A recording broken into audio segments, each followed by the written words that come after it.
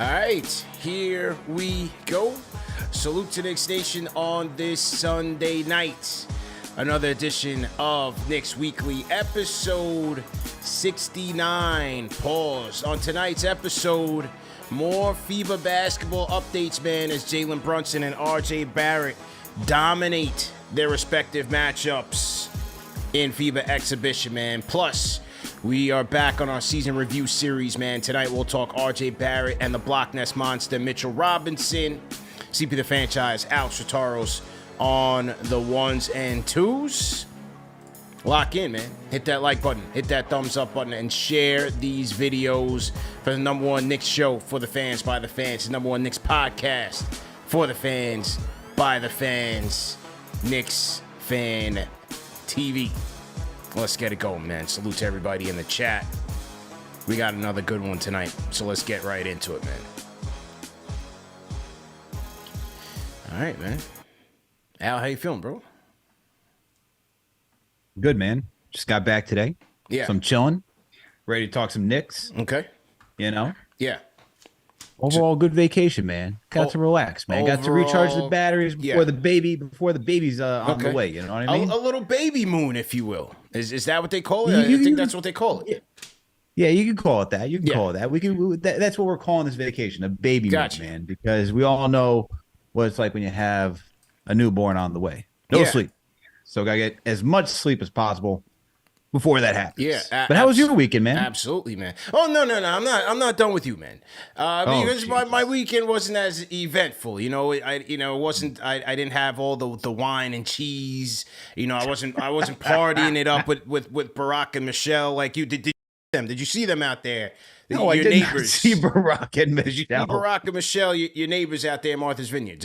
No, I did not. I did not. However, yeah. My wife and my mother-in-law came back from the gym, and their Uber driver said, MJ, Michael Jordan was on the island. I mean, now you see why I do what I do. Because this is your life. I'm not making this up. Mm. Now you see. Man. You see, I didn't even know his airness was out there, but I'm not surprised because that's how you roll, bro.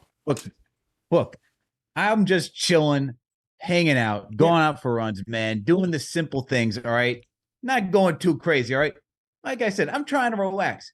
But all of a sudden, just because I have an extravagant time in Vegas, I hang out with Chuck D and go see him at the Martha's Vineyard African American Film Festival. You think that I'm just on this other level. But no, sir. No, good sir. I am not you, all right? Not you. Good people in the chat. This guy switched up on us in the quickness. Michael Jeffrey Jordan out there in Martha's Vineyard down the street from you. All good, man. I mean, listen, this is your weekend. This is your vacation. This is your holiday. I'm not knocking it. I'm just calling it like it is, man. Just keep it real, man. You know? It seems like you're a little salty that I didn't get to, say, hey, CP, come on through. Nah, sounds good, man. Sounds good. My weekend was chill, man. Low key vibes, you know. Sometimes it's action packed, and sometimes it's low key.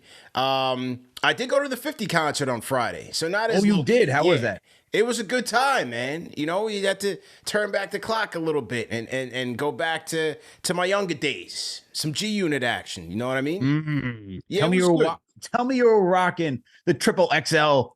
Or double XL white tee. I didn't go throwback apparel. The jeans. No, I didn't go throwback apparel. I did rock my my Brunson t-shirt from Baka Back Pages. Shout out my guys Baka Back Pages, which is actually a spinoff of Jay-Z in My Lifetime Volume 2. I wore that to the 50 concert, but whatever. I just wore whatever I wanted to wear. And then I rocked, obviously, KFTV Brim. Always got to be repping. So shout out to everybody in the suite. My guy Jake Brown Radio was in there in the suite, friend of the program. SNY Zone does a lot of Jets coverage as well. He was there. The homies were in there heavy, and it was a good night. It was a good night. Good vibe in the suite there. 50 Cent was pretty good. I think pretty good. What happened, man? See, he was at Barclays on 2 nights. He was there Wednesday and Thursday. I went Thursday. Now, Wednesday, I think he had a better lineup of surprises. He had J. Cole, he had Jadakiss come out. Thursday, It was all right. Like, Fat Joe came out. Joe's my guy, friend of the program. That's my guy. Joe came out. Remy Ma came out. And Bobby Shmurda. I didn't really need to see Bobby Shmurda. Whatever. You know what I mean? I thought the secret guest on Thursday wasn't as good. I thought 50 got a little too deep into the commercial bag. He started off with some mixtape hits. He came out hot. Came out the gates hot. And then it just got like super commercial. But it was good. I thought overall he was good. And it was a pretty long set, man. I think he was on for like an hour and 15, hour and a half. Whoa. Which is pretty good. Yeah. Which is pretty good. Buster opened for him. Nice. I didn't think it was Buster's best performance, man. I was kind of disappointed. Oh. Yeah, I was kind of disappointed in Buster's performance. The acoustics was terrible. The sound was terrible. I think that's just a Barclays thing. That's just like a Barclays Nets type of vibe energy, you know, just not good. Just lackluster and subpar, mediocre. And then I just thought, just from his whole set was just all over the place. I didn't really think it was good. But then 50 came out and kind of made up for that. So overall, out of a 10, give it a 7.5. Solid 8. 7.5. So I'll give it 8. I'll give it 8. Okay. Yeah. Okay. I'll give it an 8.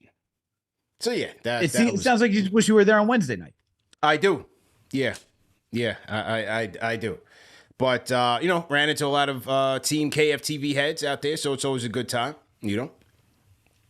And that was that for the weekend. But either way, man, not as good as weekend as RJ Barrett and Jalen Brunson had in their respective FIBA basketball exhibition games, man. Let's talk about United States and Spain, because Captain America, the floor general, Jalen Brunson, man, set a really good tone for the U.S. team. This was a blockbuster matchup in Malaga, Spain.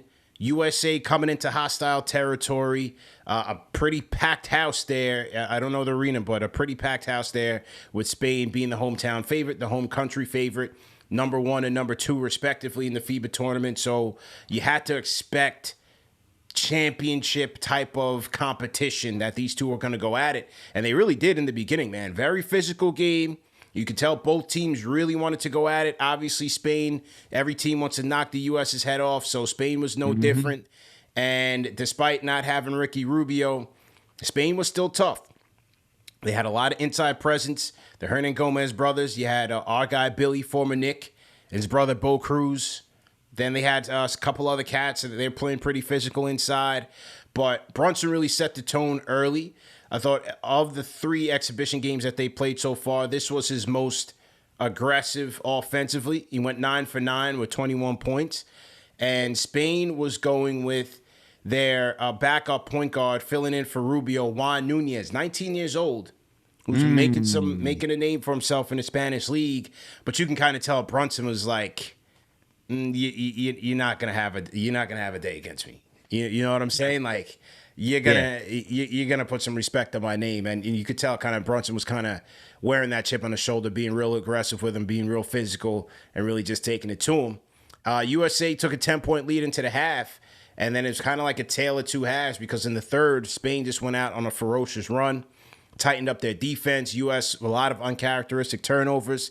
Spain would ultimately take the lead very quickly in the third quarter, but luckily near the end of the third, the U.S. started to settle down. Halliburton started to play his game. Cam Johnson as well. Austin Reeves had a couple of good moments, good spots in there. And then the fourth quarter, U.S. just kind of ran away with it. Ant-Man started turning up, doing his thing. Mikal Bridges chipping in. And so U.S. ended up winning 98-88, bro. Brunson, 9 for 9. Perfect day for JB. Got the 16 points in the first half, and then allowed everybody else to go cook in the second. But I think anything that you take away from this game, if we're going to step it back and just, good for Team USA, showing how they can play together. And what you're seeing is that there's a lot of good talent, a lot of good up-and-coming talent in the league, just the way they're able to compete, stay physical, stay focused. They didn't, even though Spain was able to get back into this game, they weren't rattled enough to let go of the rope. They were able to come back, win. But we're going to stick to Jalen Brunson, man. This is just what he does. And it took a few games for him to get settled, right? Game 1 didn't really look like himself, as you said. This was his best shooting performance, and this is just who he is as an offensive player. I think the one thing that I could say is that he's been little bit more impressive defensively than what we've Yeah. seen, through the regular season, playing for the Knicks and even someone in the playoffs.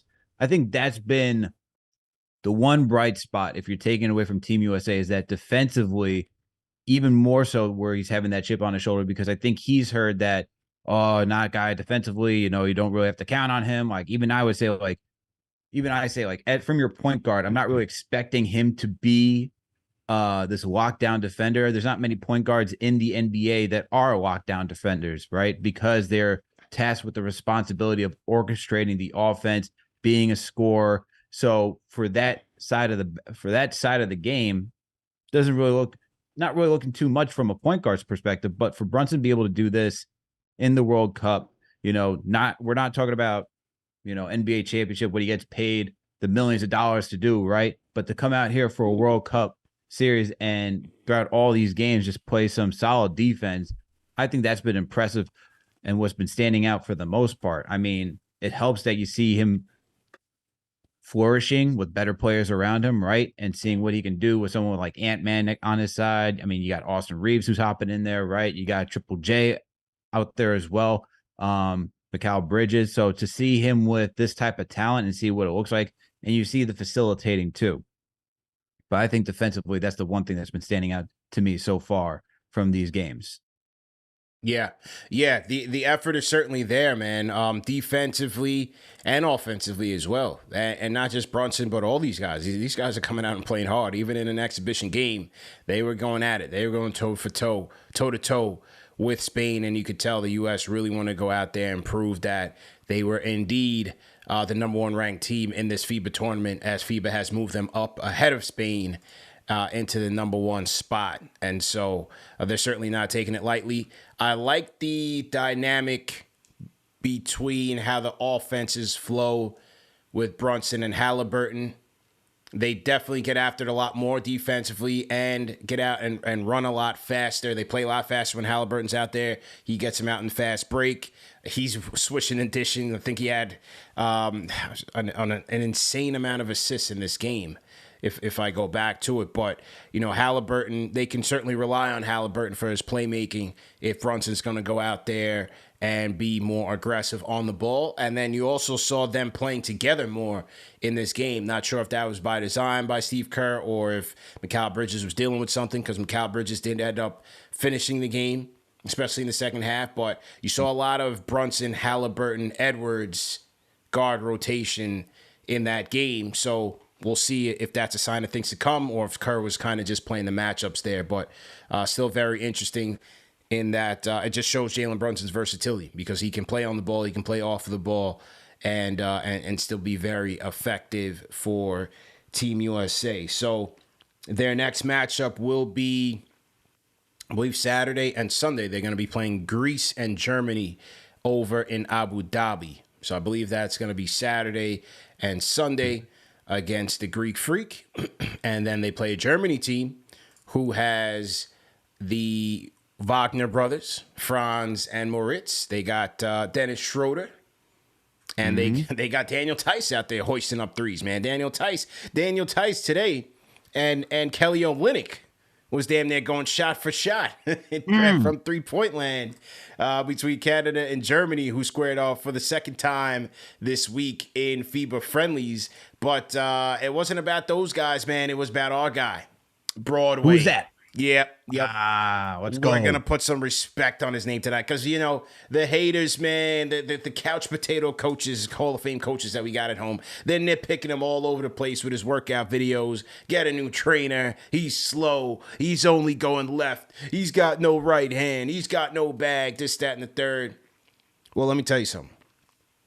With the game within reach, our guy, Broadway, almost a perfect game like Brunson. 5 points in crunch time in the fourth quarter.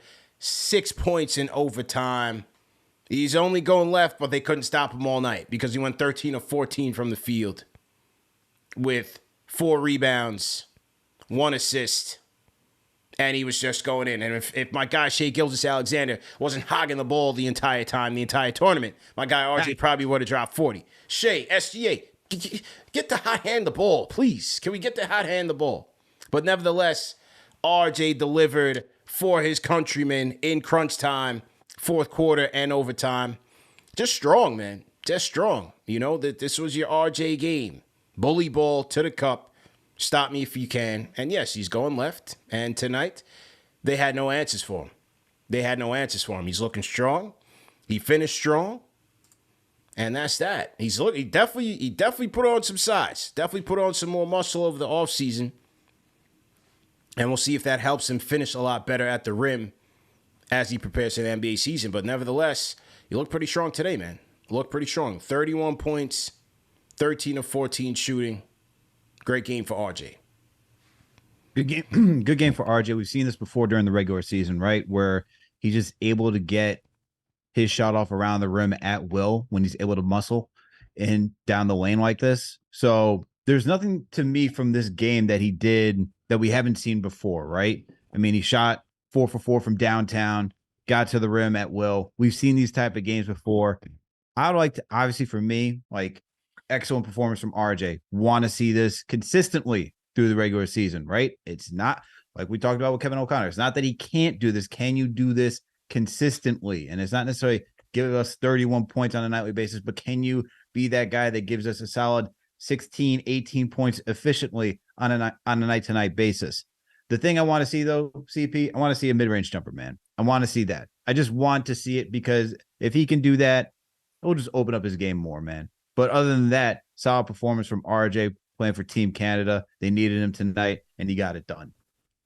Absolutely, man. And so for Canada, their remaining exhibition schedule. Once again, salute to everybody in the chat. Hit that thumbs up button for you boys. I see J. Cal in the chat rocking with us. J. Cal, what's good? Let's check in on Canada's schedule here. 1 second, let me pull it up. So their remaining schedule is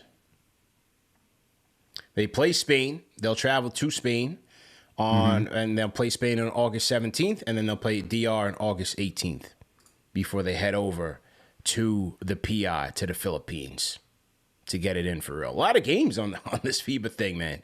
You know, these teams have played. A lot of games. Team USA is going to play 5 exhibition games before they even get into group play, and then you get into your knockout round. So they're going to be logging a lot of games, a lot of minutes, and a lot of travel. Man. A lot of travel as well, man. Yeah.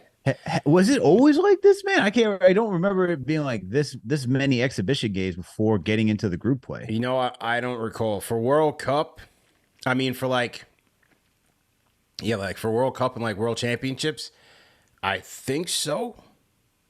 But this one does seem quite a bit.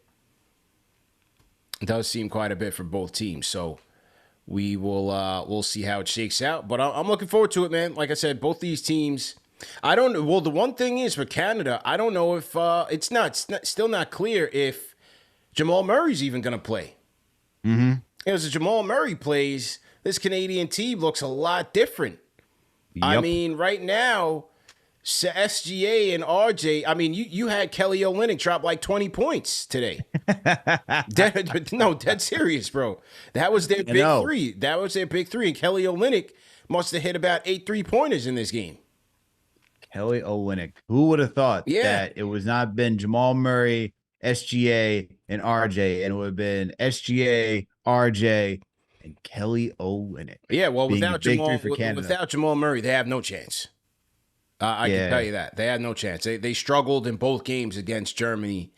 And again, not to poo-poo on Germany. They have NBA players. They have Schroeder and Franz. And RJ was guarding Franz in crunch time, which is good to see. He was guarding Franz in crunch time. And they have Tyson, those guys. But Canada really doesn't have much offense outside of SGA, RJ. And if Olynyk can get hot from 3, which he's capable of doing, they really don't have it. You know, you can't rely on Lou Dort and Dylan Brooks to get you clutch buckets. Dwight Powell, they don't have it. You know, Alexander Walker's okay, he's all right, but he's coming off the bench anyway. Yeah, and if for the Knicks fans that want to see a Brunson RJ matchup in the finals, you're going to need Jamal Murray to make that team more competitive if that is to happen. Otherwise, it's just tough sledding, man, especially if they have to catch a team like Spain or somebody else before then, that's going to be rough. That's going to be rough. Or even someone like Greece, right? Yeah. Greece is going to be tough. You got Giannis. That's that he alone can carry a team. Yeah. So it's going to be tough sledding for Team Canada unless they get Jamal Murray back. True indeed, man. One thing about these exhibition games in the tournament, man, you can't find a box score to save your life, man. I'm looking not at all over the internet. Like, where is the box score? Especially for these exhibition games, man. The box score is just like cannot be found, man. So, had to do some scrapping for that one, especially for Canada, Germany. But I think what I was reading was that these games in particular aren't sanctioned by FIBA, so it's not on the FIBA website. So, yeah, I think these are sanctioned by whatever local jurisdiction, local federation. So, for example, USA Spain was a Spain sanctioned game and not a FIBA game. So you don't find the official statistics being tabulated there on the website. So you kind of got to dig, or whatever beat writer might have it, or if you're keeping score at home, that sort of deal. You know what I mean? Ladies and gentlemen, salute to everybody in the chat, man. Hit that thumbs up button for you boys. Remember to support our sponsors, man. Go to manscaped.com. Use promo code KFTV for 20% off plus free shipping. What's good, bro? Giannis isn't playing in the World Cup. He's not playing in the World Cup. Nope. He's not playing in the World Cup. Okay. All right. Well, there that is. They dodged the bullet. They dodged the Brunson train. You know what I'm saying? Yep. Makes it a little bit easier for Canada then. Yeah, makes it a little bit easier. Well, we play Greece. Canada doesn't play Greece yet. We play Greece. USA plays Greece. I'm saying if it got to like further outside of the group play, the elimination rounds. Yeah. Yes. That is true. Speaking of RJ, man, while we are on RJ, we might as well segue into our season review of one RJ Barrett, who during the regular season averaged 19 and 5 on 43% shooting and 31% from downtown.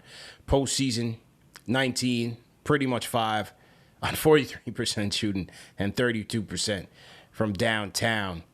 I think the thing about RJ is the biggest question. Who is he?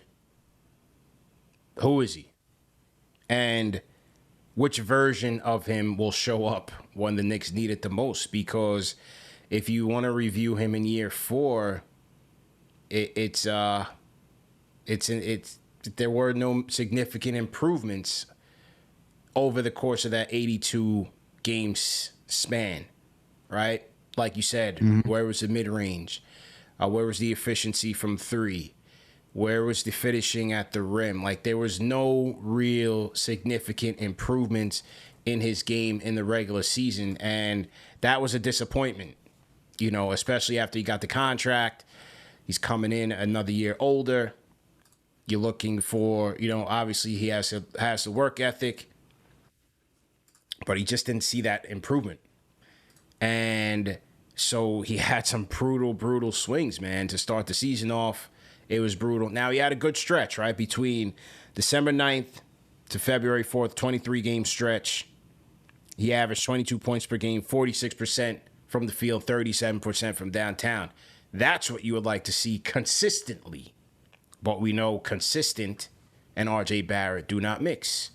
And so for the last 25 games, he averaged 18 points a game, 43% shooting from the field, and 28% from downtown, man. And that was certainly gave you reason for concern, because it's like, yo, here we are going into the playoffs. Who's going to show up? Who is going to show up here? And so that, you know, that was the situation. Now, when the playoffs came after starting game 3 of the Cavs series, up until game 6 of the Heat series, he started playing well, much better. offensively, defensively, much more connected on the defensive end, offensively, much more efficient, playmaking as well, playing a lot smarter, playing a lot better. And then in game 6, he kind of had a nightmare game. So it's just, who is he, man? Who is he, is the question. You and everybody else wants to know, man. And I feel like this is going to be a big year for RJ to see who he is as a player. I mean, we just talked about his play today for Team Canada. And like I said, man, we've seen that type of performance from RJ before. It's, can he expand on that game to show that he can be that third option contributor to this team to take them to that next level? Because if it's going to be Brunson, Randall, and RJ, you're going to need both Randall and RJ to take it up another level. That's for Randall showing up in the playoffs. That's for RJ becoming a more consistent player and adding more offense to his game, right?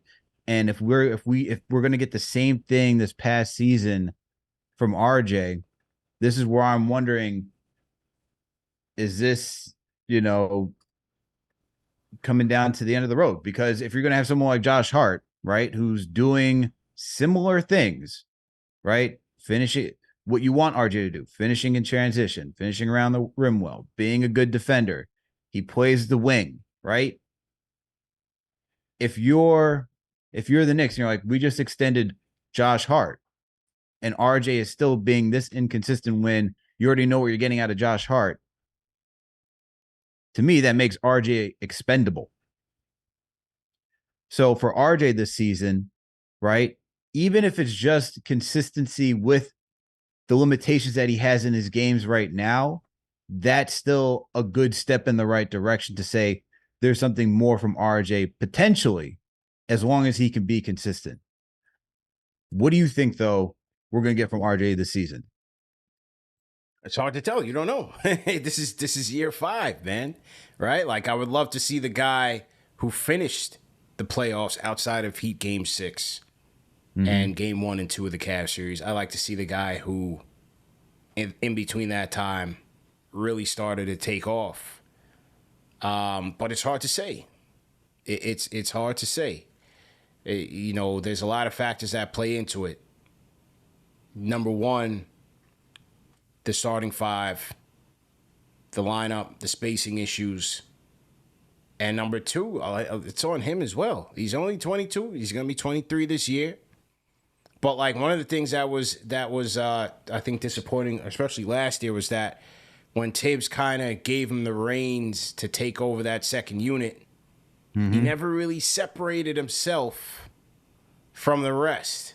Right? Like when you have a true big 3 of a team, and you have that third option kind of running with that second unit against opposing team's second unit, they usually kind of separate themselves from the pack. Like, okay, this guy's on the court. You know what I mean? But that wasn't always the case with him. Like, you didn't really feel his presence, feel his impact on the game, especially when the spotlight was on him when he was running with those second units. You didn't really feel that.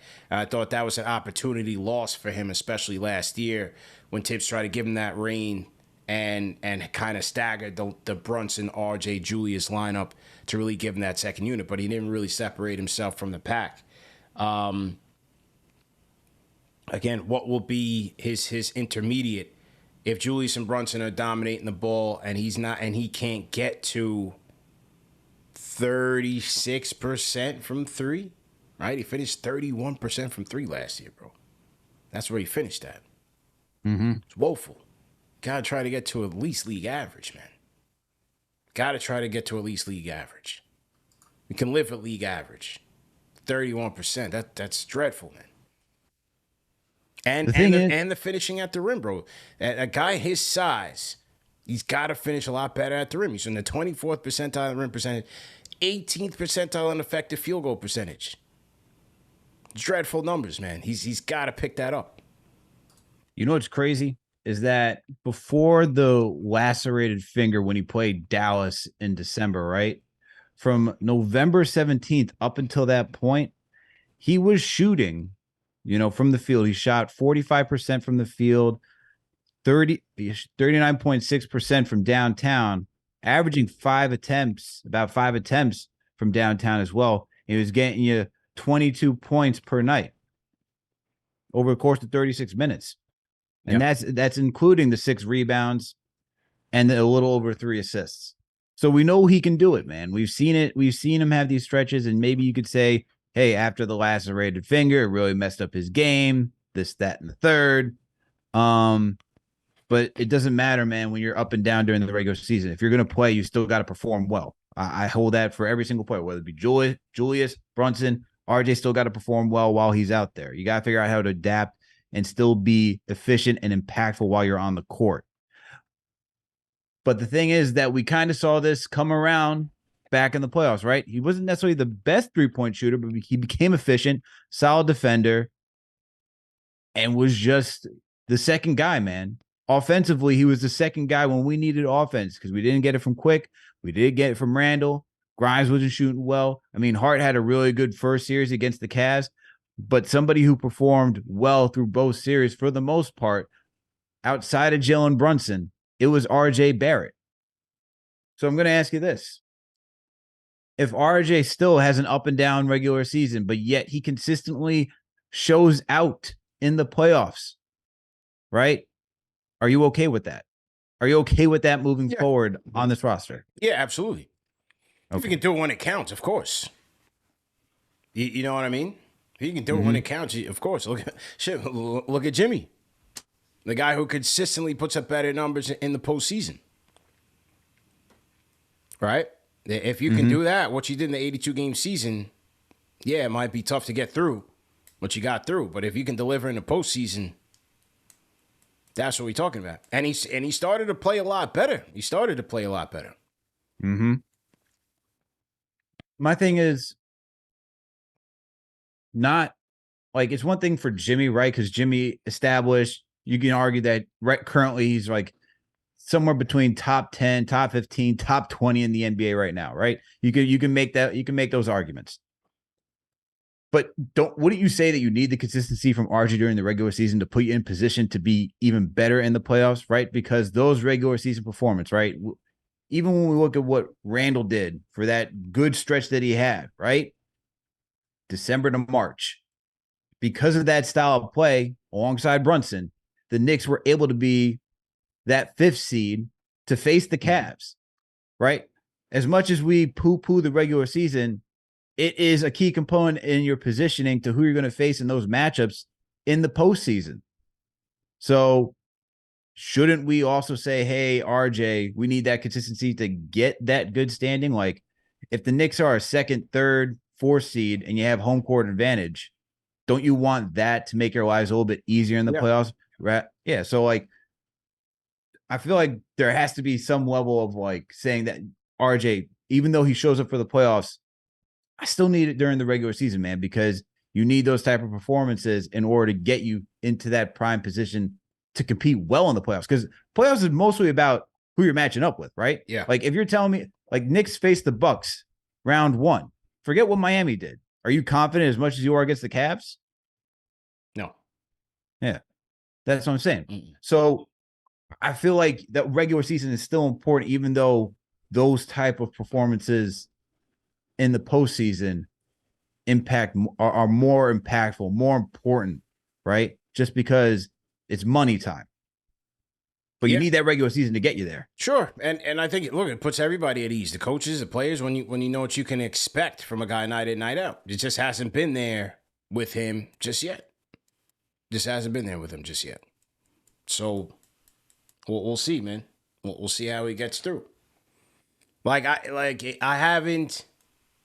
The thing with him is that like his highs are really high, and then his lows are mad low. You know what I'm saying? That's the thing, man. His highs are really high, his lows are low. So we just gonna have to wait and see what next year brings. Like I don't think you can definitively say what you're gonna get from him next year. Like, are you gonna get a vast improvement from the previous year? Are you gonna get more consistency from the previous year? I don't think anybody can tell you that. Right? Like, you know what you're going to get from Brunson. For the most part, you know what you're going to get from Julius, performance-wise. But from RJ, it's kind of hard to tell. It's definitely hard to tell, man. So, what do you think, man? Season performance. What's your rating for RJ?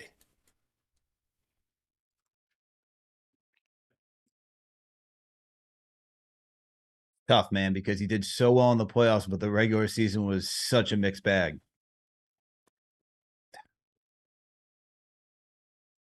I'm gonna give him a 7. Okay. I'm gonna give him a 7. I can't give him an 8, man. I can't do it. Okay. Can't do it.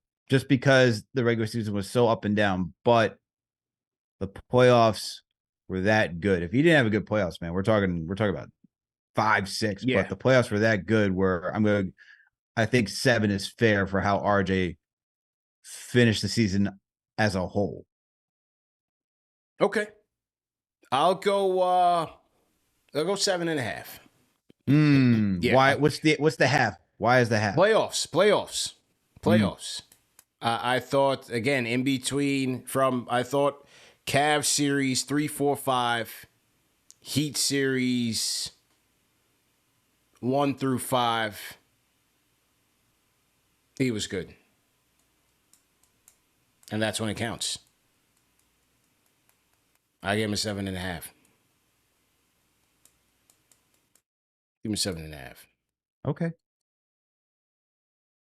I just can't have the regular season is just too much, man. It's too up and down. It's too inconsistent. Give him 7.5. That's what I'm doing, man.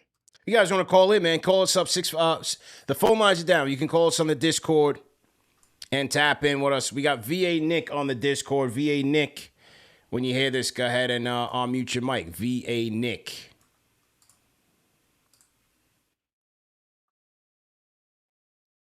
VA Nick, going once. Hey, what's going on, Alex? What's going on, CP? Can you hear me? Yeah, loud and clear. How you feeling? Mm-hmm. I'm good, man. Hey, man, would love your thoughts. So I agree with kind of Alex was saying. I give RJ about a 7. I think at some point, the 23, he's young. That only carries you for so far. I mean, his year 5 now. He's got to put it together. Yeah. But would love your thoughts on kind of what these games will do for Brunson. I saw something on some other like no shade at Gilbert, but Gilbert was kind of throwing a lot of shade at this team, this construction. So would love your thoughts on what the FIBA games on the Team USA team? Team USA team. Yeah. We would love your thoughts on what this would do for Brunson, because I don't feel like he gave Brunson a lot of love out here. And then tonight kind of shows you kind of the impact that Brunson can do, kind of like you said earlier. Yeah, Brunson can do with better cats around him. So we'd love your thoughts on kind of what these games can do for Brunson. Yeah, well, I said it couple shows ago. I think it's only up from here for him in terms of his profile and his stats in the league, as long as he continues to maintain his play, especially in New York. Right, there's no better place to do it.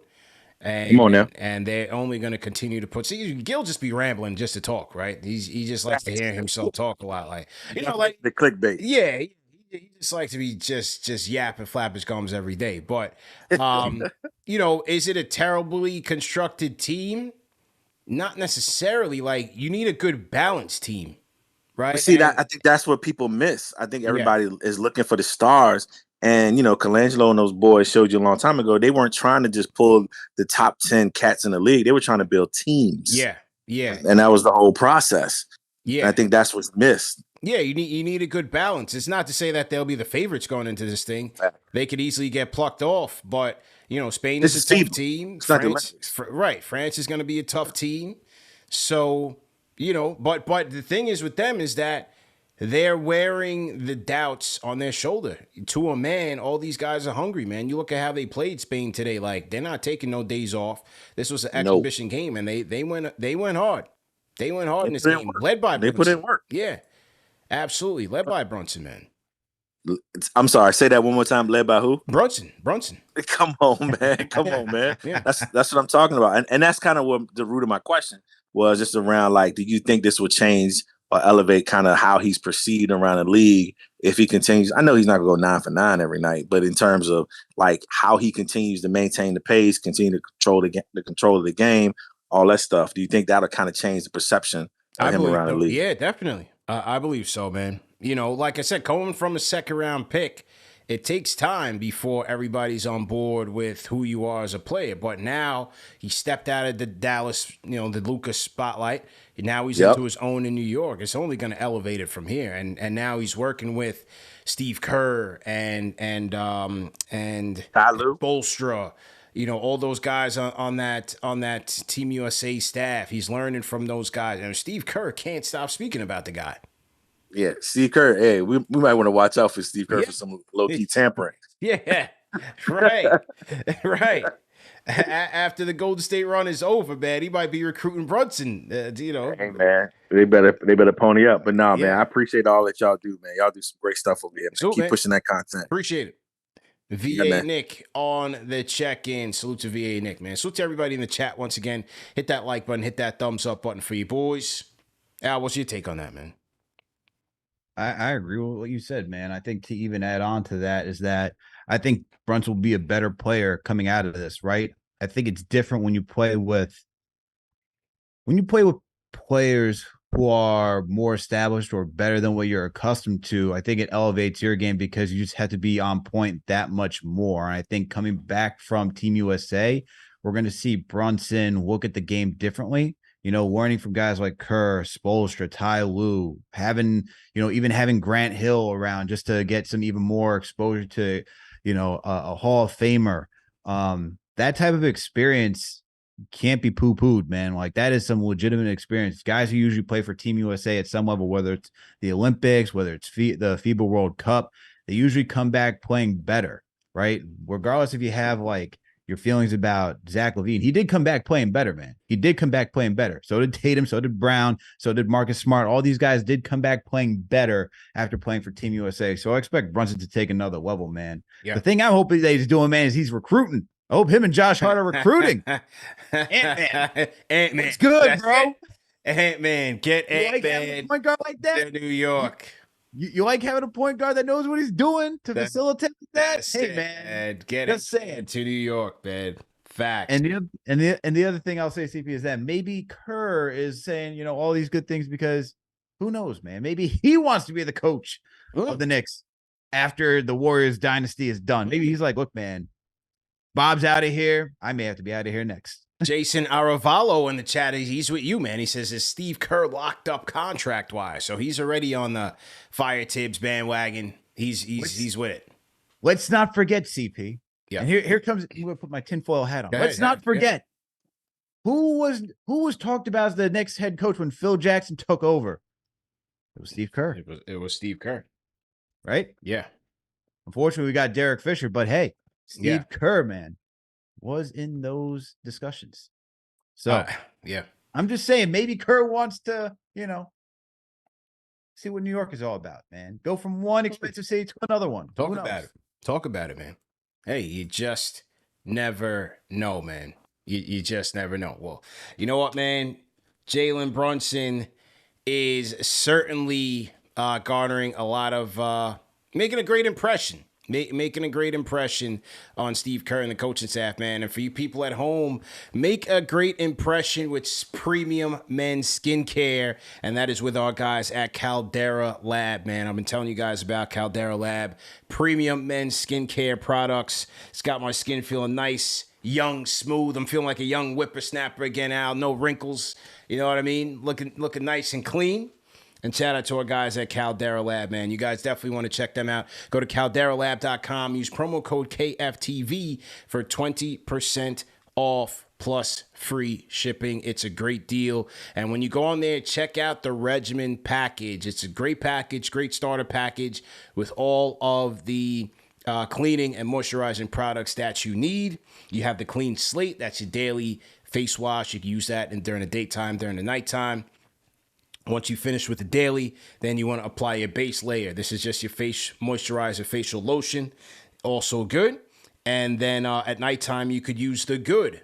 This is just a couple droplets of the good. You throw that serum on, you rub it around your eyes, rub it under your eyes, clear those wrinkles up, and you're good to go, man. One of the good things about Caldera Labs, in clinical trials, 94% of the participants noticed an improvement in their skin when they use Caldera Labs, man. Only premium ingredients, none of that junk stuff. Doesn't leave your skin feeling oily and stuff like that like other products. And yeah, man, shout out to Caldera Lab. Number of athletes under their stable, including Tony Gonzalez, among others. So once again, go to Caldera Lab, use promo code KFTV for 20% off. Al, did you get one? No, I'm still waiting for mine. Your package, yeah, all right. Let me hit them up, man. Your package should have came in mail. JD got his. I think CK got his. I got to double check with CK. Let me know, man.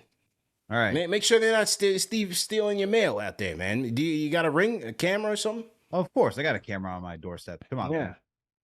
When you live in the city, you got to have that. Yeah, but I'm seeing that spoon-fed podcast is saying, man, RJ's official stop the hate, Alex. I'm not hating RJ. Anywhere in my conversation, am I hating RJ? No, but that's just, these days, man, we're just in a different climate now, man. Like I can't be critical and say what I want to say. Anything critical and negative about somebody's favorite player. If they're a member of a hive, you say something critical, you're gonna get marked as a hater. That's just how it goes. Man. I've been dealing with it for 6 years. You know what I'm saying? It just comes with the territory. I guess I hate Randall. I hate RJ. Yeah.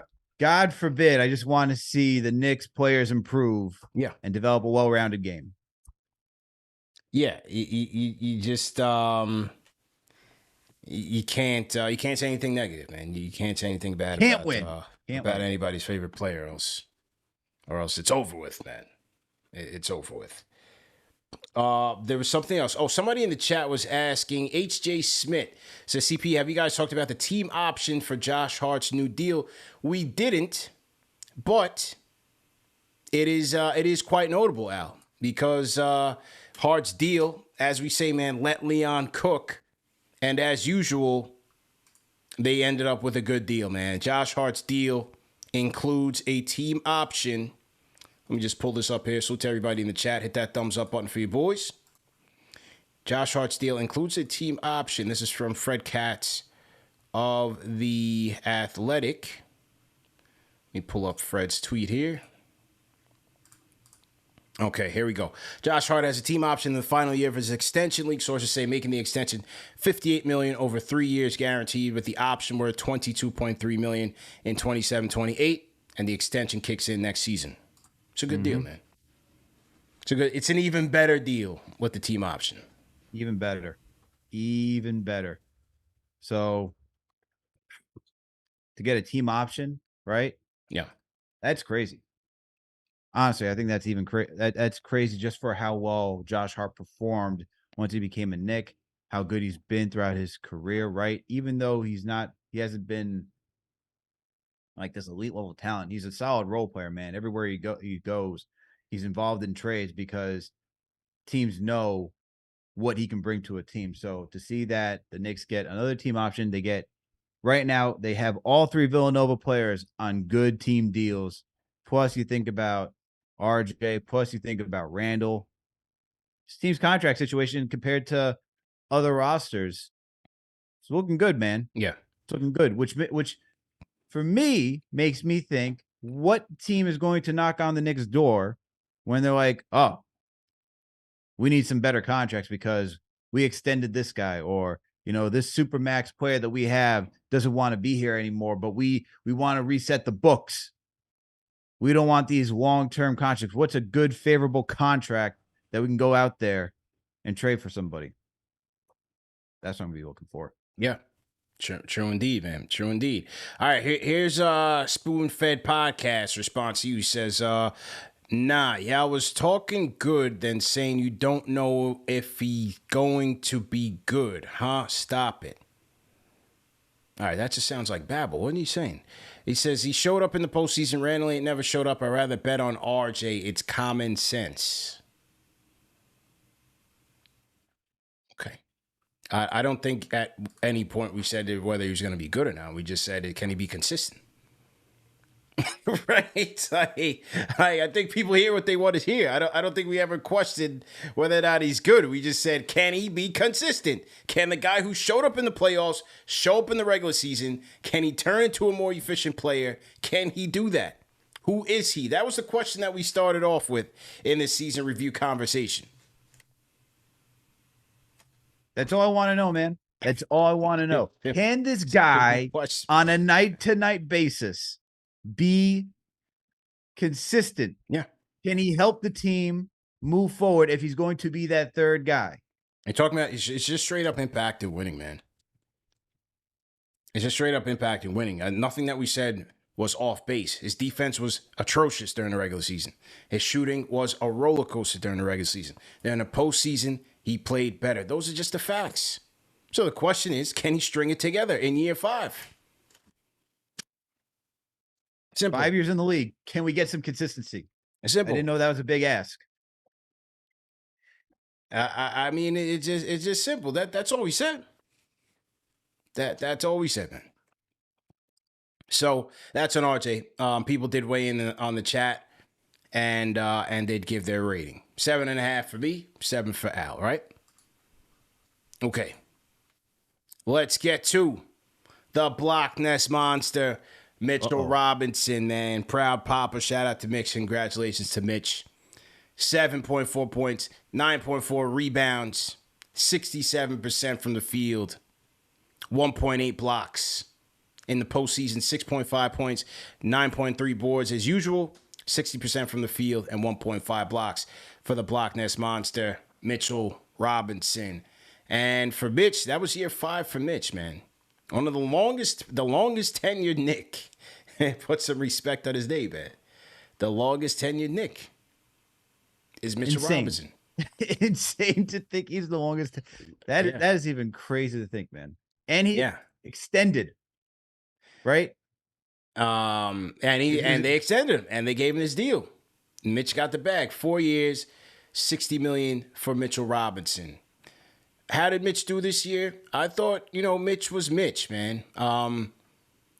His skill sets for what he brings to the Knicks is it's what you see is what you get, right? He's going to clean up around the basket. He's going to get you high percentage shots in the paint, putbacks, and the like. He's going to get you a lot of offensive rebounds. His rebounding numbers have gone up every year, which has been a good thing. He's going to block some shots, be a perimeter force for you. And that's what Mitch has been. And all of those things, from the offensive rebounds to the block shots, he covers a lot of holes for this team. He covers a lot of mistakes for this team. Hands down. Mitch does that. Especially on the offensive rebounds when he gives them a chance to get second chance points. For a team like the Knicks who don't shoot the ball in a efficient manner, it's very important to get those second chance opportunities, to get those second chance 3-point opportunities, just to get extra possessions. So what Mitchell Robinson has brought to this team over the last 5 years as he continues to grow in that role has been tremendous. You need him. You absolutely need him.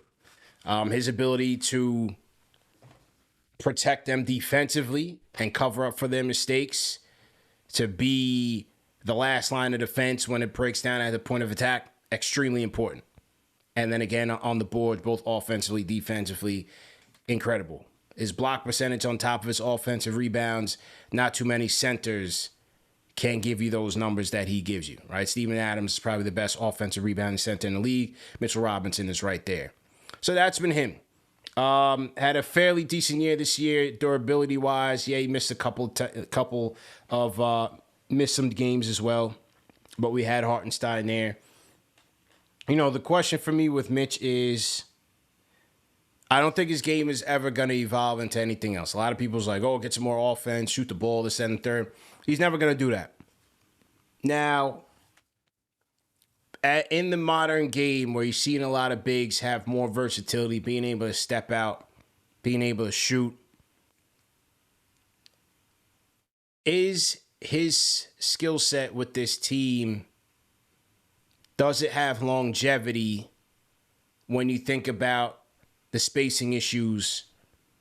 When you have RJ, you have Julius, two of your high usage, inefficient guys, and you have Mitch, who his man is going to be right there manning the rim at all times because Mitch is not going to be able to move him out. And we saw that he was very good against the Twin Towers in Cleveland.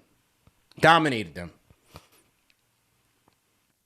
But when it came to Miami and it came to Bam, and they were able to game plan against him, and they gang rebounded and took him out of his game. Once you do that, you're basically neutralizing him. Where else is he impacting the game if you're taking away his rebounding strengths? You know what I mean? Yeah. It's tough because defensively, man, for this team is where he's so important, right?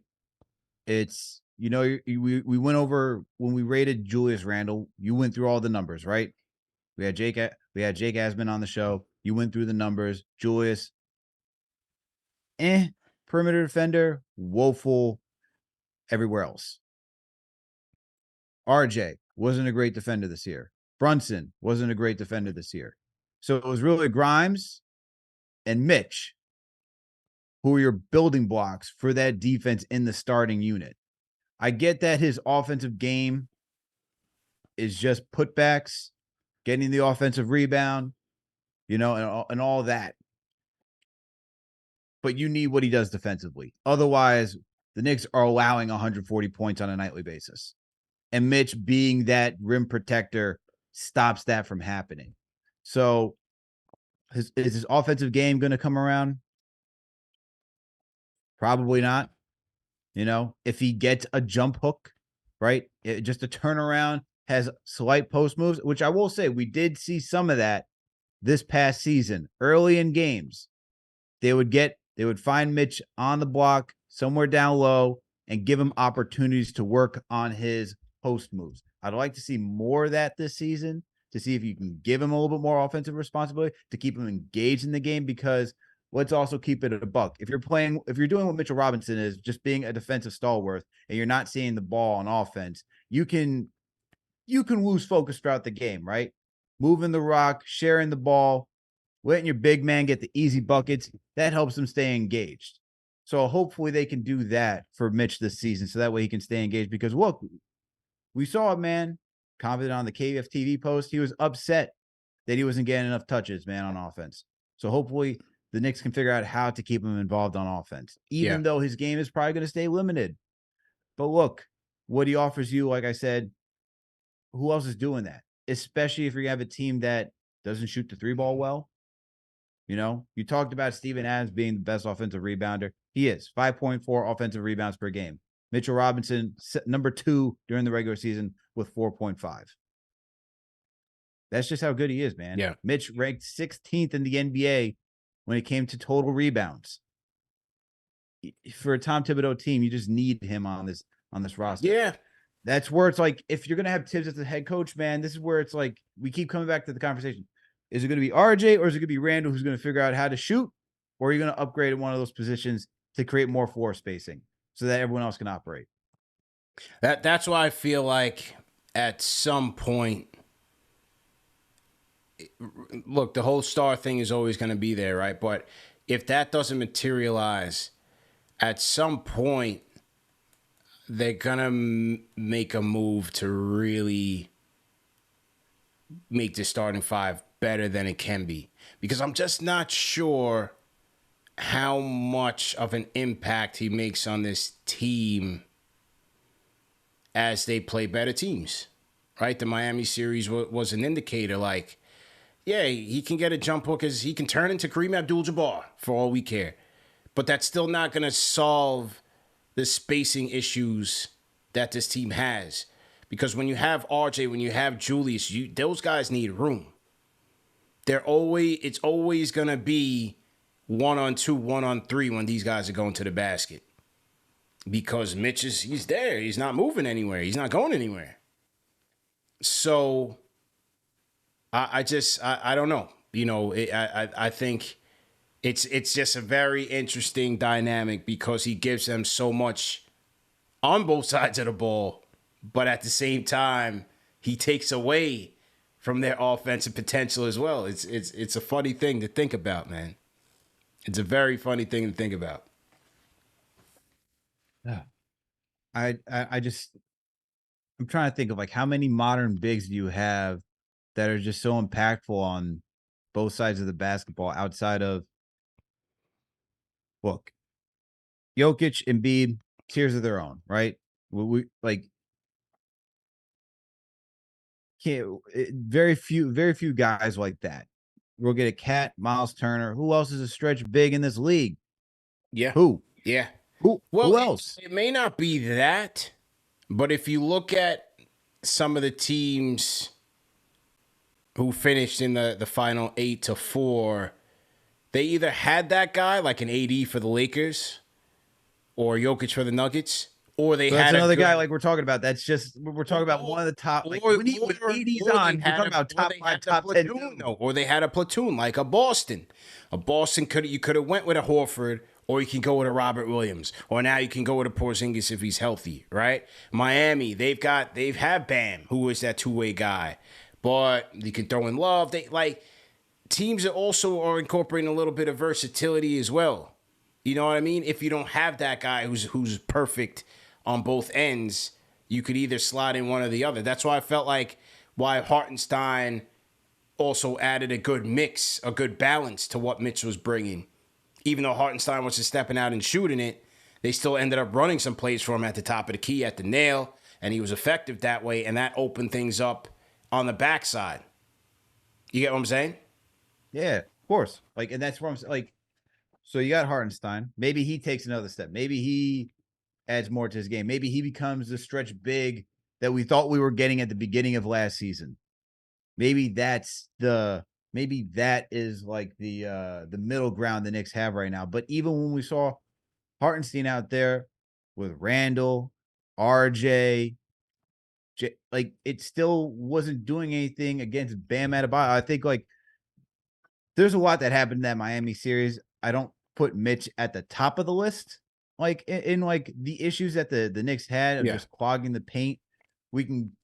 I don't want to rehash everything from like Julius, Tibbs' coaching, shrinking the court by having Grimes in the second unit and just changing up the lineup. I think Mitch is like further down on the list because if you got some solid shooting from the team, if Miami wasn't just on one throughout that entire postseason run, maybe things are different. But I don't think Mitch, like I get that the court is like there's not enough space for all of them, but I think it's not necessarily the center because I think there's too many centers. I think we see enough throughout the rest of the league where there's more centers similar to Mitch rather than guys at either the 3 and the 4 where like how many guys that play the 3 that are just like your starting 3 who are not efficient shooters from downtown. Like if you're a good team, you have an efficient 3-point shooter at the 3 and a solid defender. Or if you look at the 4, you have somebody who, can stretch the 4. Well, look at the Lakers right now. They got Rui who's stretching the 4 for them, right? Mm-hmm. Like I'm looking at somebody like that. Maybe you talk about what's another good example? We'll get Aaron Gordon's not necessarily a shooter, but he's a solid defender. Right? Yeah, right. It's different with he fits well next to Nikola Jokic, which is not necessarily fair. Or you think about maybe someone like Tobias Harris, who they asked to be a spot up shooter, right? Mm-hmm. Like these guys just fit. Like I'm looking at the other positions where we've seen so much change where you're 4, you're 3, those guys got to be better shooters necessarily than your 5. Not necessarily your 5 is what I'm saying. Yeah. No, I dig. I get what you're saying. I definitely get what you're saying. I just wonder if you change the dynamic of that 5 and you put a 5 in there that could space the floor a little bit better. If that improves their rim frequency and efficiency. I wonder that. I wonder that. Because RJ's isn't good. Julius's isn't good. Brunson's is okay. Decent. But as a team, let's see where they finished. In rim frequency, they were 17th in frequency. They were 20th in effective field goal percentage, and they were 21st in accuracy at the rim. 65% at the rim. In the last 5 years, that was their best finish at the rim in 5 years. 21st. Last year they were 27th. The year before that, 29th, 26th, and 30th. So those are the 5 years. You said this was the best year they had, right? In terms of rim accuracy, and it was still 21st. I mean, it's still 21st. It also helps when you have Grimes, Quick, who's a better shooter. Brunson was shooting 40%, so that also helps. Yeah. You know what I mean? Let's see what DiVincenzo does to this roster this upcoming season. That should help, right? You add some more consistent knockdown shooters as well, because the thing I would say is that is not. I would lean towards more Tiz being creative with the lineups that he has, right? Depending on the night. Like, if you want to get the ultimate spacing, go put Hartenstein out there. Go have Quick. Go have Grimes, Brunson. Go put Randall out there. There you go. You help out Randall and Brunson get downhill. All right. You want to change that. Figure out how to get. Maybe put RJ at the 4 for those stints, right? Allow RJ to be the guy that gets downhill. Hartenstein. Just figure out how to be a little bit more creative for spurts, man, because I think that's what we're seeing around the league is finding those spurts, those 5-7 minutes from other coaches where they're like, all right, we're going to exploit this team, go, running and gunning for this point, and then we can flip back to defense. I think sometimes what we've seen this past season is that it's too rigid, man. We just know how rigid it is, where it's like, nope, I gotta do it the same way I've been doing it for every single game. These guys come in around the 2-5 minute mark, and we're gonna keep it going that way. So with that being said, man, what's your rating for Mitch?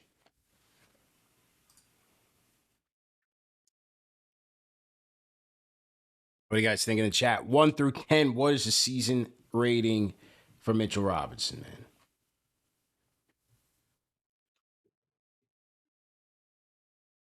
That's tough, man.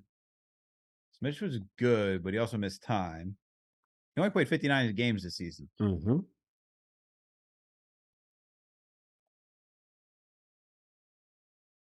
And he wasn't necessarily the most. I'll go with a 7. I'll go with 7 for Mitch. Going with 7. 7? 7. Going 7.5. 7.5 again. Yeah. I feel like his regular season impact is way too important to the team on both ends. And the Cavs series. We were always talking about how we needed him against the Hawks 2 years ago. He beasted against the Twin Towers. True. I mean, 7.5.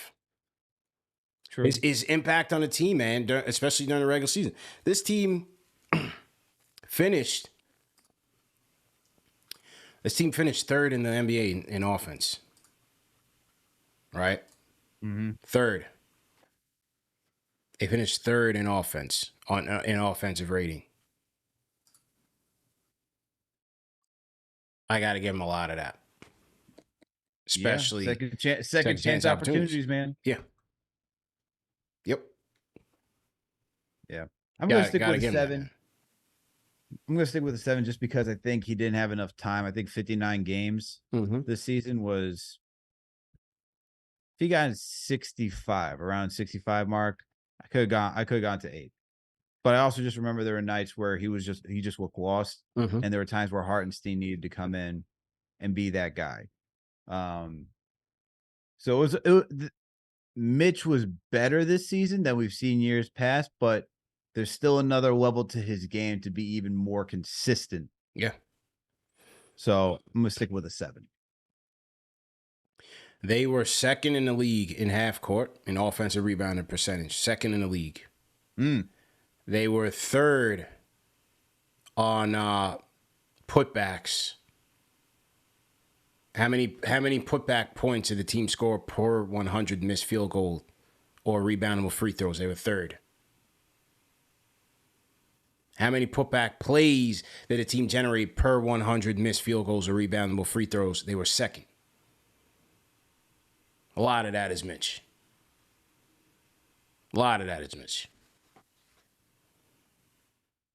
You know, they were second this year in points per possession in the half court. Obviously Brunson, but a lot of that came from getting those offensive rebound opportunities. It's the same impact that Steven Adams had on Memphis that allowed them to be wild, especially before Bane started cooking, like 2 years ago. Mm-hmm. That's why their half-court offense was one of the best in the league. It wasn't because they were able to score as much as because they got so many second-chance opportunities. Did you note where the Knicks placed during the regular season in second-chance opportunities? Where were I don't have that one up. Where were they? They were definitely up there. Third. Yeah. Third. They were third. And this is how close it was for them amongst the rankings, right? Houston Rockets led with 16.7 second chance points.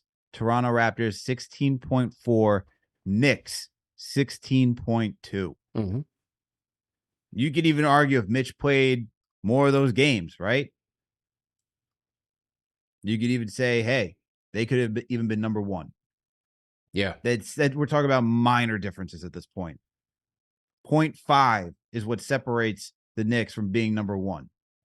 Yeah, there you go. From the Houston Rockets. There you go. And in his 5 years with the team in offensive rebounding percentage, they were second last year, 6th the year before that, 13th the year before that, and third. That's 4. 16. 16, third, 13, 6, and 2.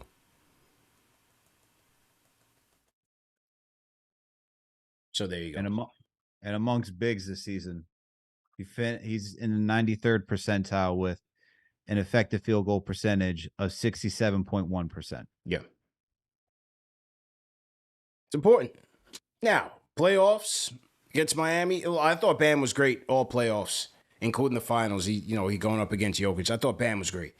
But also, they were able to nullify Mitch from being a terror on the glass.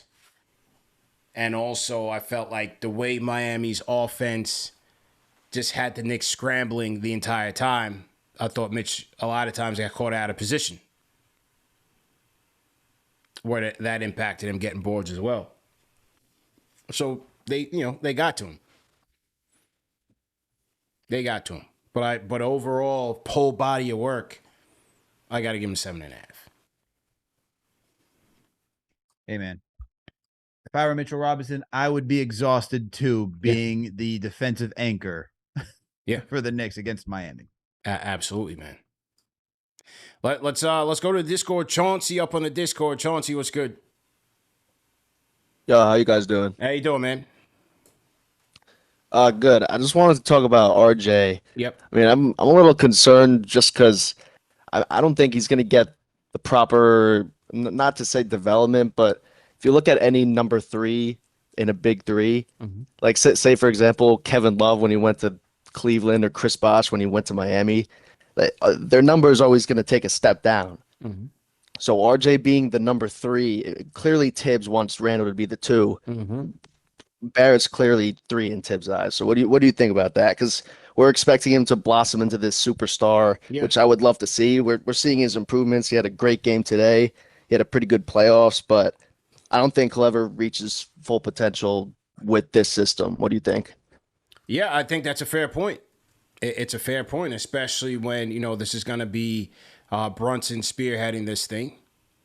And then Julius, right? RJ's usage last year is at 26.8, dropped down to 25.5. Not crazy, but certainly, a little bit less. But that's why, like I was saying when we were talking about the season review, why I was looking for him to really be that guy with the second unit, and he never really established himself in that way. Now, in the playoffs, he certainly did, but that was a lot of that was when Julius went down, and they really needed somebody to really assume that second role, and he did for the most part in the playoffs. But no, you're right. How he kind of navigates being that third option and what Tibbs views as his role is going to be interesting as long as these three guys are going to be here together. Yeah, right. And I like RJ with the second unit, but I think it was mostly Quickly's unit. You know, he's obviously much better shot creator. I think RJ is kind of in there to, you know, settle everything down, be the lone starter in the game. But I mean, it felt like Quickly would dominate that unit more. Yeah. Yeah, he did. You know, finished second in the league in Sixth Man of the Year, man. So Quick definitely made it happen. But yeah, good points, man. What's your season review for RJ and Mitch? Season review? Yeah, what's your score, man? I'll give Mitch, I'll give him a 7. Okay. Just because I think Mitch could easily average over 10 points a game. I mean, it seems like he has butterfingers. Whenever he gets offensive rebound, if he doesn't pass it out right away, He loses it. He loses it. He's just dropping the ball. Yeah. And RJ, I think RJ, I'll give him probably a 6.5, just because of the expectations we had. You know, we wanted him to take another jump. Obviously, his role was a little bit different in the first year playing with Brunson, but overall, I need to see a bigger jump from him this year. I want to see that mid-range game really come into play. All right, fair enough, man. Fair enough. Appreciate the call, bro. Yeah, thanks, guys. Chauncey on the Discord. Go ahead, bro. See, the mid-range. We need to see a mid-range game. Yeah. I think it's fair to ask. But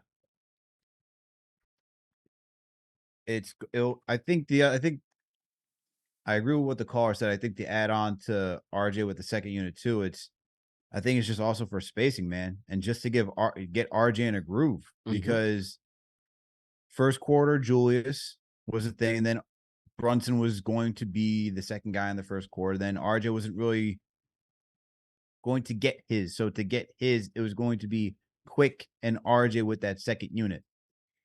And I think that was the game plan. I don't think so. We saw it. That was the game plan. Quick, RJ, you run the second unit. Brunson, Julius, you man the first unit and get the points. Everybody else, if you're wide open, shoot. There you go, man. On the Discord we go. Let's go to Books. Books on the Discord. Hey, what's up, fellas? Can you hear me? Loud and clear. How you feeling, bro? I'm fantastic. So, to your point, you guys had a great discussion about the 4 and the 5 and Mitch and all of that stuff. I actually give Mitch an 8. Okay. I think anytime you're elite at anything, there's 30 centers in the league. You know what I mean? Yep.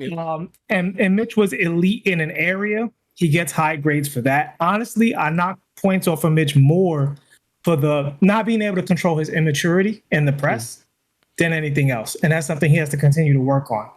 But I look at Thibodeau in this situation. If you brought up Memphis, I'm so glad you did, because Ja Morant is able to be extremely efficient at the rim because Steven Adams is an excellent all-time great screener and space creator in the paint. And he can't shoot any better than Mitchell Robinson, right? In terms of floor spacing. The problem that the Knicks have is that Julius, he isn't right now a great off-ball player in that structure where we have Brunson with the ball, pick and roll with Mitch, creating space. Like we just don't have that element in our offense. And this is not a knock on Tibbs. It's more, I think Tibbs was adjusting to a lot of things last year. He completely changed the lineup. Brunson exploded. Then we got Josh Hart. I think he did a good job. But in terms of development for this team, since we didn't get a major free agent, in addition to DiVincenzo's floor spacing, I think a look where Mitch is allowed to not only create space as a screener, but we take consistent control of that vertical spacing, that can up our rim efficiency alone. Because right now we have Mitch just kind of lollygagging around looking for offensive rebounds, and we're elite at that, and I love it. But we have to be better next year. Okay. Appreciate the call, man. This is Book from Queens, right? Yes, sir. Yes, sir. It's me on the Discord. All right, yeah, make sure keep calling on the Discord, man. Well, we want to encourage everybody to call on the Discord because the audio quality is just a lot better. So appreciate you, bro. Absolutely. Thanks, guys. Yeah, man. Book from Queens on the check-in. Book said he docked Mitch a point for his personality, man. I like Mrs. Personality. I think it's cool, man. This is a big goofball, man. Yeah. Let's go back to the soundbite after a memorable Game 5 at the Garden. Knicks over the Heat 112-103, and they try to hack a Mitch, and Mitch wasn't having it, man. Let's hear what Mitch had to say after the game. Here he goes. Here's Mitch, man. Thought as you're stepping in line. They go to the intentional foul. What's your first thought as you're stepping in line? I'm knocking these down. Yeah. You like get offended because were you offended? Or? No, I was not offended at all. And that Part of moment- basketball. In that moment, They go to the intentional foul. What's your first thought as you're stepping in line? I'm knocking these down.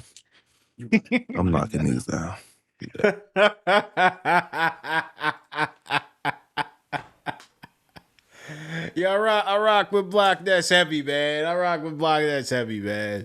He's a big kid, but he hasn't gotten into any trouble, anything like that, I'm knocking these down. The guy with like one of the worst free throw percentages is that confident. I love it. What is that free throw percentage? Man, I rock with Block. That's heavy, man. That's my guy, man. That's my guy, man. Mitch shot. He shot 48.4% from the free throw line, and he was confident. I'm knocking these down. Hey, when we needed him to, he did, man. So, shout out to Mitch. You know, it's also another good one. Berman, relax. Yeah, man, I rock with Buddy Mitch, man.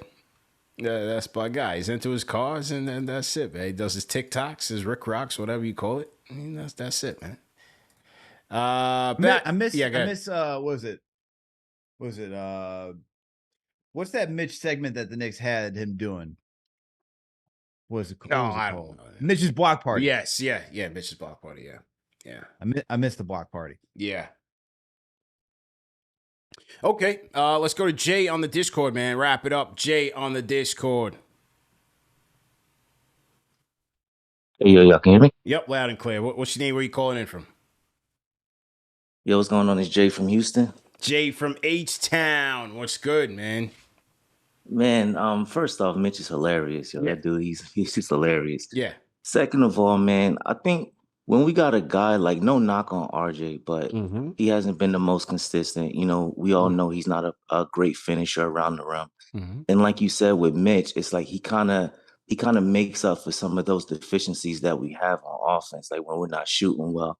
So I feel like unless RJ becomes more consistent, is a better finisher, things like that, then I feel like Mitch and what he brings to the table is really needed. You know, if we had better shooters, if we had better efficiency, if we had, better players that were, better in the mid range where it's not so like those second chance points aren't so dependent, then it would be okay. But for right now, in the makeup of our team, I feel like Mitch is extremely important. And I would honestly give him an 8 because it's like, for what he did on the defensive end and getting those offensive rebounds, like, we don't have another guy on that team that does what he does. This is true. Like, we have Grimes, who's a perimeter defender, but it's like, and we have Hart, who's great on getting offensive rebounds. But as far as blocking shots, as far as switching out on the defense, as far as getting those offensive rebounds, as far as setting those screens, things like that, like, he's the only person we have that does all of those things. And I feel like he's like that. He's our glue guy. You know what I mean? Like, our ultimate glue guy that we need. So I just feel like, until we have a better team, a better shooting team overall, I really don't see him being expendable, man. Like, we really need Mitch. But that was all that I had, man. I hope y'all have a great night and keep doing what y'all doing. Jay from H-Town, appreciate the call. Rate that call in the chat, man. 1 being trash, 5 being facts. How'd you know I was going to bring that up for a vote, man? Did you know I was going to bring that up for a vote, man? I just felt, because I see there's a certain nod that you go like, I'm like, oh, this is going to go up for a vote. This is going up for a vote. Yeah. Since you said it, I'd like to present it to the chat for a vote. 1 being trash, 5 being facts. No, I think he's right. I think he's definitely right, man. He's definitely right. You could have argued for 8 for Mitch. He's that important for the team. I think the big thing that he mentioned is his versatility on guarding the perimeter too. Not many bigs, Mitch's, height can actually guard the perimeter to his degree, guard the pick and roll that well. So Mitch was very important, man. Yeah. It's very important for what the Knicks did this season. And even when he missed time, like the Knicks went, I think 500.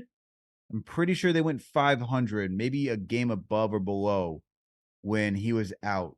But they were, I remember being a little worried because he went down. I think it was against Atlanta. I think he went down against Atlanta. And then it was the Cavs and then the Celtics, where the Knicks just won two important games. And from there, it was a little up and down, man. They were 12 and 11 without Mitch this season. Like I said, man, they were right around 500. Good stuff, man. Good stuff there. 12 and 11 without the Block Nest monster. So that's how you know I watched too much Knicks basketball season. Yeah, there you go, man. You locked in. You absolutely locked in, man. So anyway, great show, man. Great show, everybody. Salute to the rhyme animal Chuck DL in the building. $20 super chat. Says ran into KFTV all hip hop 50 weekend. The streets are fully wired. CP and Alex like, whoa, Yankee Stadium hollers, yo, Knicks Fan TV. Good brother working security at Sedgwick in the BX. And I were talking KFTV. Now the Knicks got a match. Absolutely, man. Shout out to the rhyme animal Chuck D, man. Happy birthday to hip hop. Oh, man. Looked like a star-studded affair at Yankee Stadium, man. My homie called me, said this thing didn't end until like 2 a.m. Started at 7. Damn. So, yeah, ton of acts, man. Ton of the greats.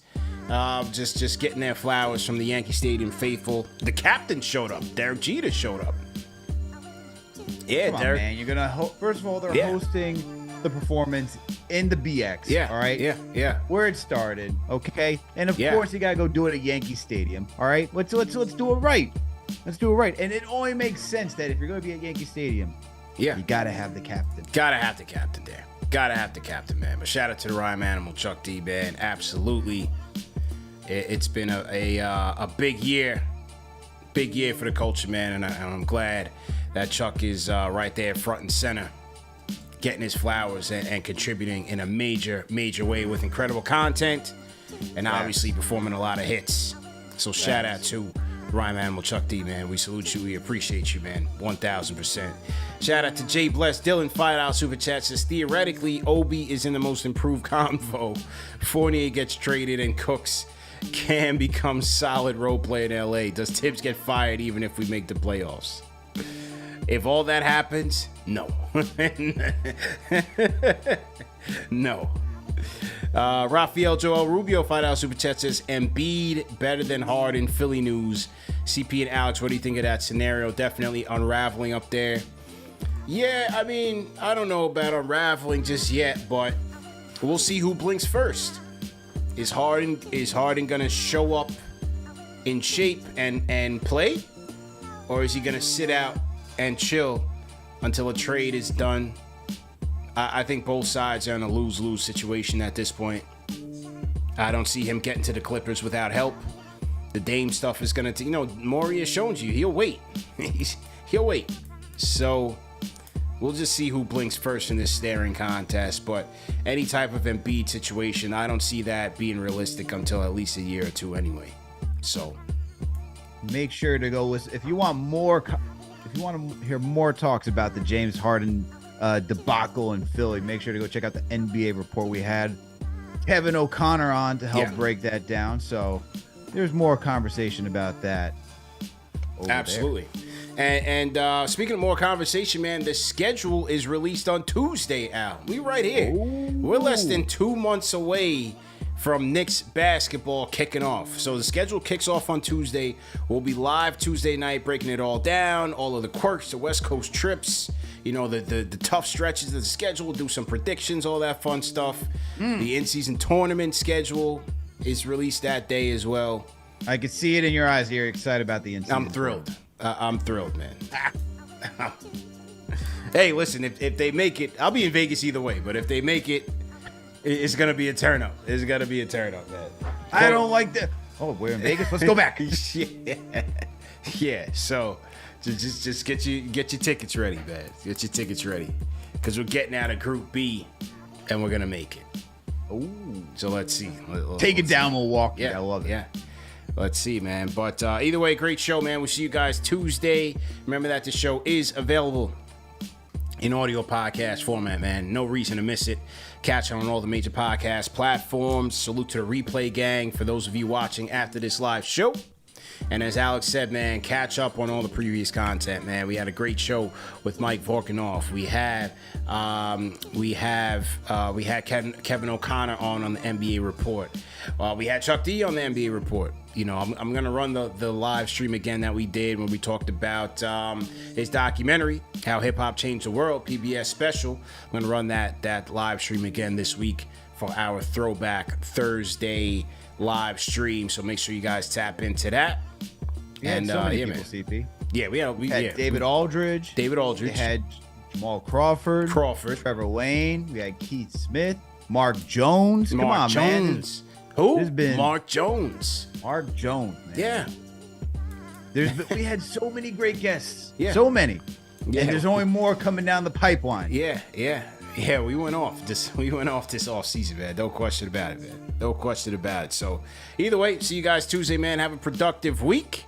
And let's get after it, man. Number one show for the fans, by the fans. We out of here. Al, great show. TM, Chuck, Gamba, all the mods, great show. JJ, salute. All the Fanchise channel members, salute. We appreciate you. See you guys Tuesday. Peace.